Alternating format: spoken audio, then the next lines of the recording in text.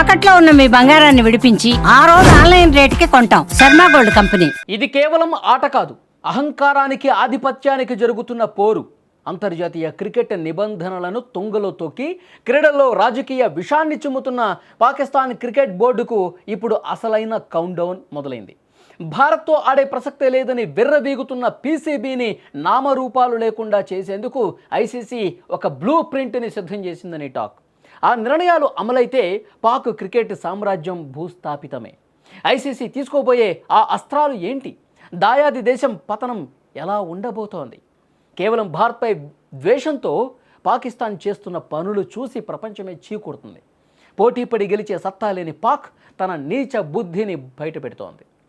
భారత్ శ్రీలంక కలిసి ఆతిథ్యం ఇచ్చే వరల్డ్ కప్ను అబాస్పాలు చేయడమే లక్ష్యంగా పనిగా పెట్టుకుంది. ఇప్పటికే బంగ్లాదేశ్ రెచ్చగొట్టిన పాక్ ఆ దేశాన్ని వరల్డ్ కప్ ఆడకుండా చేసింది. ఇప్పుడు తాను కూడా భారత్తో ఆడను, కానీ మిగతా మ్యాచ్లు ఆడతాను అంటూ నాటకాలు ఆడుతోంది.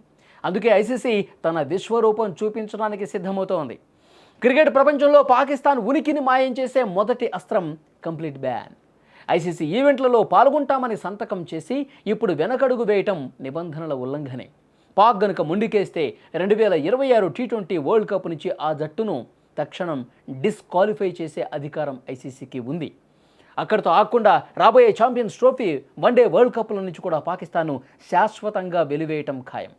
మైదానంలో దాయాది దేశం జెండా ఇక కనిపించని పరిస్థితి వచ్చే ఛాన్స్ కూడా ఉంది. కేవలం నిషేధం మాత్రమే కాదు, జేబు ఖాళీ చేసే ప్లాన్ కూడా రెడీ అయింది. భారత్ పాక్ మ్యాచ్ అంటే అది కేవలం ఒక ఆట కాదు, వేల కోట్ల వ్యాపారం.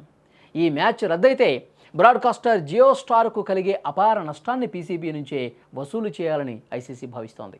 ఇప్పటికే చిల్లి గవ్వలేక అల్లాడుతున్న పాకిస్తాన్ బోర్డుకు 100 కోట్ల జరిమానా గోరు చుట్టుపై రోకటి పోటులా మారుతుంది. ఈ దెబ్బతో పీసీబీకి గంజినీళ్లే మిగిలే అవకాశం ఉంది. పీసీబీకి ఊపిరి ఎక్కడి నుంచి అందుతుందో తెలుసా? ఐసీసీ ఇచ్చే వార్షిక రెవెన్యూ షేర్ ద్వారానే. ఒకవేళ ఐసీసీ తన నిధుల పైప్ లైన్ను కట్ చేస్తే పాక్ క్రికెట్ బోర్డు మరుసటి రోజే దివాళా తీస్తుంది. ఆటగాళ్లకు జీతాలంటూ, స్టేడియంలో కరెంట్ ఉండదు, కనీసం బంతులు కొనేందుకు కూడా డబ్బులు ఉండవు. పాక్ క్రికెట్ వీధిన పడటం ఇక కేవలం సమయం మాత్రమే మిగిలింది.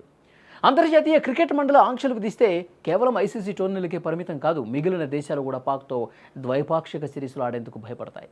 ముఖ్యంగా భారత మార్కెట్ నుంచి వచ్చే లాభాలను వదులుకోవటానికి ఏ బోర్డు కూడా సిద్ధంగా లేదు.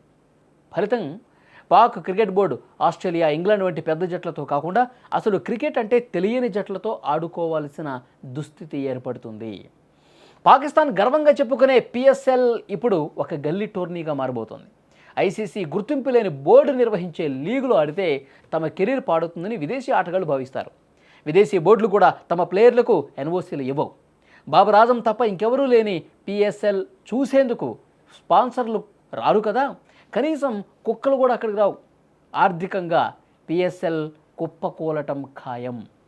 చివరగా ఈ చర్యలన్నీ పాకిస్తాన్ క్రికెట్ ప్రపంచంలో ఒక అంటరాని దేశంగా మిగిలే అవకాశం ఉంది. ఒకప్పుడు ప్రపంచ విజేతలుగా నిలిచిన దేశం తన సొంత తప్పిదాల వల్ల క్రికెట్ మ్యాప్లో ఒక మచ్చలా మిగిలిపోనుంది. భద్రతా సాకులు, రాజకీయ కుట్రల వల్ల ఏ జట్టు పాక్ పర్యటనకు రాదు. వెరసి గత 30 ఏళ్లుగా ఎంతో కష్టపడి నిర్మించుకున్న క్రికెట్ సామ్రాజ్యం ఒకే ఒక డెసిషన్తో పేక మేడలా కూలిపోతుంది అనటంలో ఏమాత్రం డౌట్ లేదు.